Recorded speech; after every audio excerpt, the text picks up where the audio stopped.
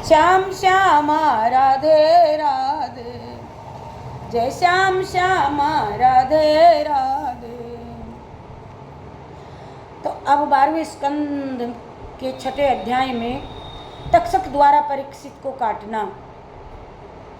श्री सुखदेव जी के श्रीमुख से 7 दिन में जब परीक्षित ने श्रीमद् भागवत की कथा सुन ली तो उसका अज्ञान दूर हो गया।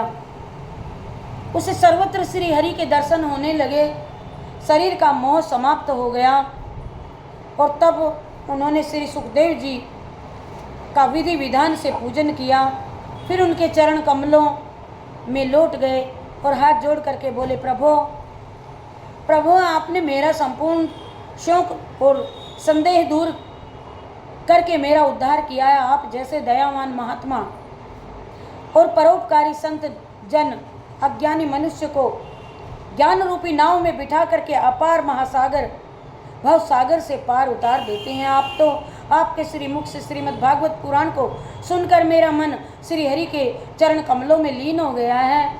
और इस कथा को सुनकर मैंने आदि मध्य अंत और अंत में भगवान श्री कृष्णचंद्र की लीलाओं की महिमा व वर्णन सुना है। अतः अब मुझे तक्षक सर्प के काटने का और अपनी मृत्यु का तनिक सा भी भय और शौक नहीं है।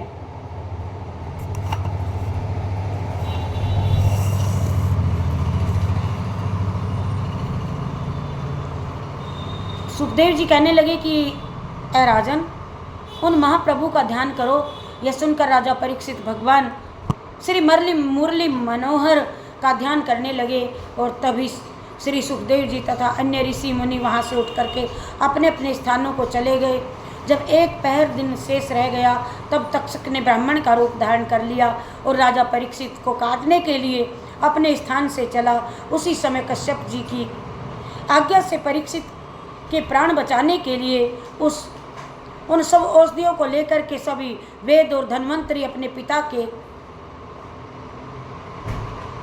घर से निकले, अपने घर से निकले। मार्ग में ब्राह्मण रूपी तक्षक ने से उनकी भेंट हो गई। तब तक्षक ने पूछा कि वैद्यराज आप कहाँ पर जा रहे हो? धन्वंतरी ने उत्तर दिया कि मैं हस्तिनापुर को जा रहा हूँ।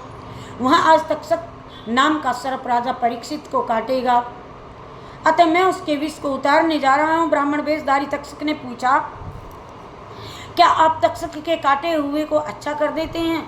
कर सकते हो तो बताओ।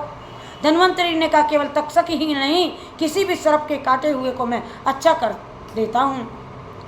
तक्षक ने सुना तो वो बोला, वैद्यराज तनिक, वह तक्षक सर्प मैं ही हूँ। मैं अभी एक वृक्ष को काटता हूँ। यदि आप उसे फिर से हरा कर देंगे तो मैं ये विश्वास कर लूँगा कि आप राजा परीक्षित को भी अच्छा कर सकते हैं। तो धन्वंतरी ने ललित शुक्ला जी आ गए। ललित शुक्ला जी, बेटा जी आपको बहुत बहुत आपका आशीर्वाद। कथा को सुनकर के कमेंट में भेजिए।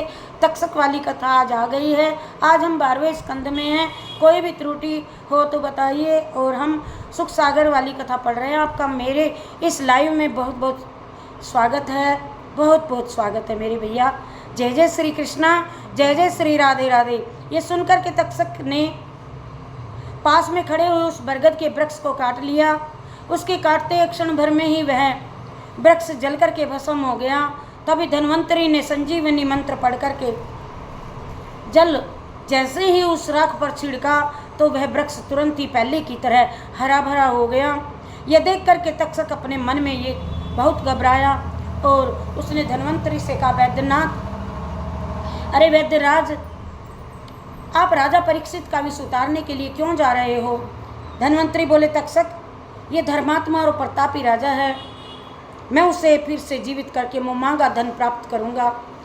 तक्षक बोला, ब्राह्मण देवता, यदि आपकी इच्छा केवल धन ही प्राप्त करने की है तो मुमांगा धन मुझसे ले लो और अपने घर को लौट जाओ। और ये सही बात है कि ब्राह्मण बेचारा धन का ही तो भूखा होता है। तो तक्षक के इस प्रस्ताव से धन्वंतरी सहमत हो गए। तो तक्षक ने उन्हें एक वृक्ष के नीचे गड़ा हुआ धन बता दिया धनवंतरी अपनी इच्छा अनुसार धन वहाँ से लेकर के अपने घर को लौट आए। तक्षक एक छोटे से कीड़े का रूप बना करके एक मूल में बैठ गया। जब ब्राह्मणों ने वह फूल उठाया, पुष्प पत्र नाना सुगंधि पुष्पाणि यथा कालोद्भवानि च पुष्पांजलि मया दत्ता ग्रहण परमेश्वरी, यूं ही उठा करके जब कथा पूर्ण होने करने लगे, तक्षक पुष्प में छिपा था, दंश मार दिया तक्षक ने परीक्षित को। तो उस पुष्प से निकला और राजा परीक्षित को काट लिया।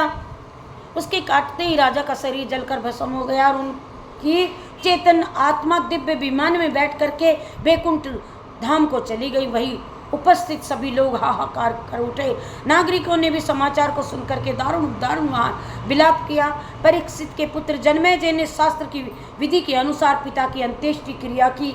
फिर मंत्रियों को ब्राह्मणों की आज्ञा के अनुसार राज्य ग्रहण पद ग्रहण किया। और जब जन्मेजय का राज तिलक हुए तो 12 वर्ष बीत गए। तब धन्वंतरी और तक्षक के वार्तालाप का समाचार उसने मंत्रियों द्वारा सुना और सुन करके वह बहुत क्रोधित हुआ और बोला, शमीक ऋषि के श्राप के कारण तक्षक ने मेरे पिता को काटा है। अब मैं उसका बदला सभी सर्पों से लूँगा। तो मैं एक ऐसा यज्ञ करूँगा कि जिसमें सर्पों का पूरा वंश भस्म हो जाए। ऐसा निश्चय करके उसने ब्राह्मणों को बुलाया और उनसे प्रार्थना की कि आप लोग कोई ऐसा यज्ञ कीजिए, ऐसा यज्ञ करके आप करवाइए कि जिसमें सभी सर्प उस मंत्र के द्वारा आ जाए। और ब्राह्मण बोले, ठीक है, हम ऐसा यज्ञ कर देंगे। सर्प यज्ञ आरंभ हो गया। मंत्रों के प्रभाव से हजारों सर्प स्वयं आ करके यज्ञ कुंड में भस्म होने लगे, गिर गिर करके। और इस प्रकार जब उस यज्ञ में करोड़ों सर्प जल गए, तब तक्षक भय से घबरा करके अपनी मृत्यु जब निकट जान इंद्र के शरण में गया। इधर जब यज्ञशाला में कोई सर्प नहीं पहुंचा तो जन्मेजय ने ब्राह्मणों से पूछा, महानुभाव बताओ, इस यज्ञ में सभी सर्प आ करके भस्म हो गए, पर मेरा परम शत्रु तक्षक अभी तक क्यों नहीं पहुंचा यहाँ? ब्राह्मणों ने ये उत्तर दिया कि राजेंद्र, तक्षक इंद्र की शरण में जान बचाने के लिए पहुंच गया है, अतः इंद्र उसकी रक्षा कर रहा है, इसी कारण वह नहीं आ पाया है। जन्मेजय क्रोध करके बोले, ब्राह्मण का पुत्र ने परीक्षित का बेटा था जन्मे, इंद्र मेरे शत्रु की रक्षा कर रहा है, इसीलिए वह भी मेरा ही शत्रु है। अतः आप लोग ऐसा मंत्र पढ़िए, ऐसी ऐसी आहुति दीजिए कि जिससे तक्षक के साथ इंद्र भी यहाँ आकर के स्वयं ही भस्म हो जाए। और ये सुनकर के ब्राह्मणों ने वैसा मंत्र पढ़ करके आहुति अग्निकुंड में डाल दी कि जैसे ही आहुति अग्निकुंड में गिरी, तुरंत इंद्र का सिंहासन उसके नीचे तक्षक छिपा हुआ था, बैठा था। तक्षक और इंद्र के साथ अपने इंद्र स्थान पर उड़ा आया और आकर के यज्ञ कुंड में गिरने लगे। स्वयं ही आस्तिक ऋषि ने यह देखा कि उससे बृहस्पति से कहा उन्होंने, यदि आपने सहायता की नहीं की तो इंद्र और तक्षक दोनों ही जल करके यज्ञ कुंड में भस्म हो जाएंगे। इसके बाद ऋषि और आस्तिक ने जन्मेजय से कहा कि राजन, राजा परीक्षित की मृत्यु ब्राह्मण के श्राप से होनी थी, उसमें तो तक्षक का कोई दोष नहीं है। तक्षक जब सर्पों का राजा है और अमृत पीने के कारण वह मर भी नहीं सकता है, और तुम्हारा अज्ञान ही है जो ये समझ रहे हैं कि तुम्हारे पिता की मृत्यु तक्षक के काटने से हुई है। अरे जीना मरना, सुख दुख, हानि और लाभ, ये सब अपने कर्मों के अनुसार ही हरि की इच्छा से ही होते हैं। जैसा कि वशिष्ठ जी ने राम के प्रिय भ्राता भरत से कहा था, सुनहु भरत भावी प्रबल, बिलखी कहूँ मुनिनाथ, हानि लाभ जीवन मरण, जसि अपि यस विधि हाथ, सुनहु भरत भावी प्रबल। जय श्री कृष्णा। राधे राधे भैया जी। ललित शुक्ला जी को बहुत बहुत बहुत बहुत आशीर्वाद और बहुत बहुत इनका स्वागत। जय जय श्री कृष्णा। राधे राधे। तो क्रोध को शांत, ये जब बंद कर दो, राजा ने कहा कि मृत्यु के लिए कोई ना कोई बहाना तो बनता ही है।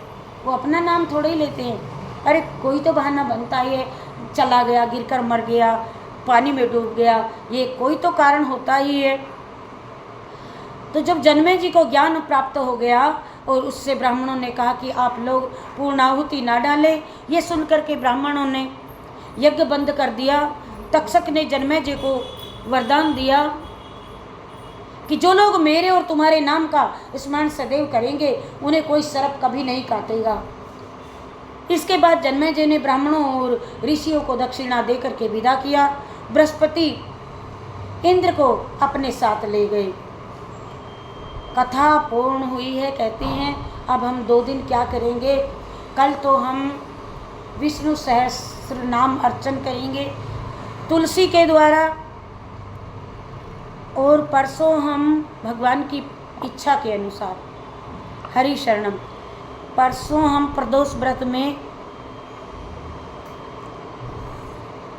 शंकर जी की अभिषेक करेंगे, शंकर जी का लाइव में। और पूर्णमासी के दिन ये शुभाशुभ पुराणों के नाम और मार्कंडेय ऋषि की उत्पत्ति, मार्कंडेय को शिव पार्वती का दर्शन याद करके हम 2 पृष्ठ छोड़ करके और रासलीला और भजन करेंगे, केवल भजन, क्योंकि भागवत हम ऐसे ही पढ़ते चले गए, बीच में कोई भजन नहीं किया। इसीलिए हम उस दिन भजन करेंगे खूब धूमधाम से। कमल नेत्र, नागलीला और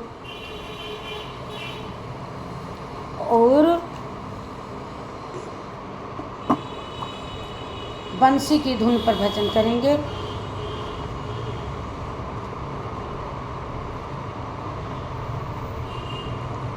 अभी 2 अध्याय और करके आरती करेंगे।